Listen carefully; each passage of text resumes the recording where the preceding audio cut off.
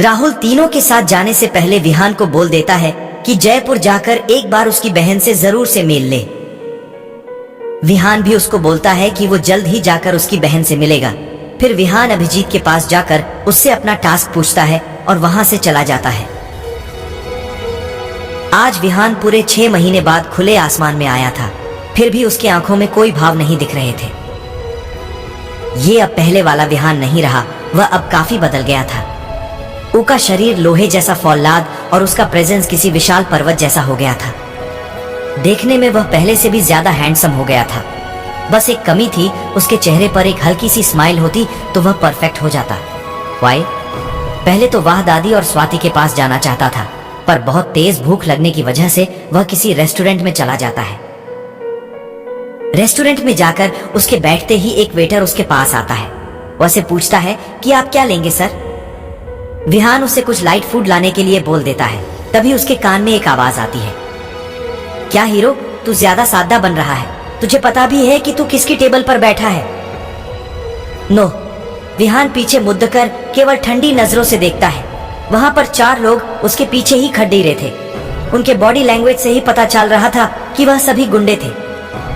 विहान उससे बोलता है, खुद आओ, कोई बात नहीं, मुझे नहीं पता था कि ये तुम लोगों की टेबल है। कोई बात नहीं, मैं किसी दूसरे टेबल पर चला जाता हूँ। ओके। विहान की बात सुनकर वह बोलता है, अभी चिकने तू ज्यादा समझता है। हमें जो जब मन करेगा हमारी टेबल पर बैठेगा और जब मैन करेगा यहाँ से चला जाएगा। लेकिन चाल, तूने बोला कि तुझे नहीं पता था, तो तुझे एक मौका देते हैं। तेरे बैठने से हमारी टेबल गंदी हो गई है, तो तू जल्दी से इसे साफ कर दे और हम तुझे जाने देंगे। हे कुको जी, लोगों को भी पता चले कि धीरू भाई से पंगा लेने पर क्या सजा मिलती है। विहान उसकी बात सुनकर और ठंडी नजरों से उन सभी को देखने लगता है। वो तो यहाँ पर आराम से खाने आया था और ये 4-5 बच्चे उसे समझ क्या रहे थे। उसने तो उनके टेबल से जाने के लिए भी मान गया था। फिर भी लगता है इस धीरू भी को कुछ ज्यादा ही चूल मची हुई है। विहान को उन सभी को घूरते देख धीरू भाई डरने का नाटक करते हुए बोलते हैं, अरे मुझे बचाओ कोई, मैं तो बहुत डर गया। लगता है ये अपनी आंखों से ही हमें मर डालेगा। और अपने पीछे आदमियों से जाओ, लाओ तो इसे अपने घुटनों के बल, बहुत अकद्दा है साले में। वह सभी अभी आगे बढ़ने को ही हुए थे कि इतने में हड्डियां टूटने की आवाज आती है और वो चारों अपने घुटनों को पकड़े जमीन पर चिल्ला रहे थे। ये सब इतने जल्दी में हुआ था कि केवल लोगों को विहान अपने जगह से हिलता हुआ दिखाई दिया और सीधे धीरू भाई के पीछे पहुंच गया और उतने समय में ही उन चारों लोगों के घुटने भी तोड़ दिए।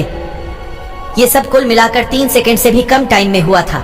धीरू भाई को तो ये सब देखकर बहुत बड़ा शौक लगा था। उसे अब विहान में यमराज नजर आ रहा था, जो पलक झपकते ही 4 लोगों की ये हालत कर सकता है, वो भी इतने दूर से। तो वह तो अब उसके ठीक पीछे ही खड़ा था। उसकी तो आत्मा भी अब कांपने लगी थी अपनी हालत के बारे में सोचकर। फिर बहुत हिम्मत जुटाते हुए वह अपनी बंदूक निकल लेता है और विहान के ऊपर पॉइंट कर देता है। विहान उसके हाथ में गन देखकर अपनी दोनों हाथों को अपने पॉकेट में डाल देता है। आले ही पल धीरू भाई की जोर से चिल्लाने की आवाज आती है और उसके अंगूठे से फौवारे की तरह खून की एक धार निकलने लगती है और एकदम से उसके हाथ से गन छूट जाती है और वह हैरानी से विहान की तरफ देखने लगता है, मानो पूछ रहा हो, तुमने अब ये कैसे किया? तुम्हारे दोनों हाथ तो पॉकेट के अंदर थे ना। विहान पास के एक चेयर पर बैठ जाता है और अपनी उंगली से सबो चुप रहने का इशारा करता है। फिर बोलता है, तू काम किसके लिए करता है? धीरू भाई बोलता है, हम लोग रुस्तम भाई के लिए काम करते हैं। रुस्तम का नाम सुन विहान चौंक गया था। रुस्तम का पूरा नंबर रुस्तम डांगी था। पूरे दिल्ली में उसी का सिक्का चलता था। दिल्ली उसके नाम से कांपती थी। बोला जाता है कि अगर आपको दिल्ली में आगे बढ़ना है तो आपके ऊपर रुस्तम भाई का हाथ होना चाहिए। विहान धीरू भाई से रुस्तम डांगी का पता पूछकर रेस्टोरेंट से बाहर चला जाता है। शाम का समय हो गया था। अब विहान जल्दी से दादी और स्वाति से मिलना चाहता था। पूरे 6 महीने में उसे उनकी एक भी खबर नहीं मिली थी और उसके पास मोबाइल फोन भी नहीं था। जब उसने अपना घर छोड़ा था तब केवल उसके पास अपने कुछ कपड़ों और उस गधी के अलावा और कुछ नहीं था और वह वॉच भी उसने दादी को उनकी उधार चुकाने के लिए छोड़ी दी थी, जबकि उसे पता था कि उसकी वॉच उसके परिवार की निशानी थी, जो कि उसके परिवार के हर आदमी के पास थी। और उन्हें उसे बेचने की सख्त मनाही थी और उसे निकलने वाले को सजा जरूर मिलती थी। पर जब विहान ने उस परिवार से अपना रिश्ता ही अलग कर लिया था तो उसे अब उस घड़ीछी की कोई जरूरत नहीं थी। विहान जल्दी से जाकर एक ऑटो ले लेता है और ऑटो वाले को सीमापुरी चलने के लिए बोल देता है। करीब 1 घंटे बाद ऑटो सीमापुरी पहुंच जाती है। विहान ऑटो वाले को उसका किराया देकर दादी और स्वाति से मिलने के लिए ढाबे की तरफ जाने लगता है। एक है, विहान जब ढाबे वाली जगह पर जाता है तो देखता है कि ढाबा वहां पर नहीं था। उसके जगह पर किसी कार की शोरूम खुल चुका था।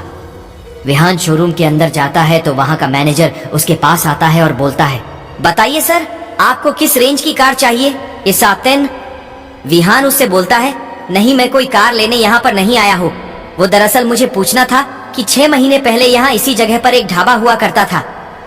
मैनेजर उसको बताता है, हाँ सर, ढाबे को तो हटे हुए करीब 6 महीने ही हुए हैं।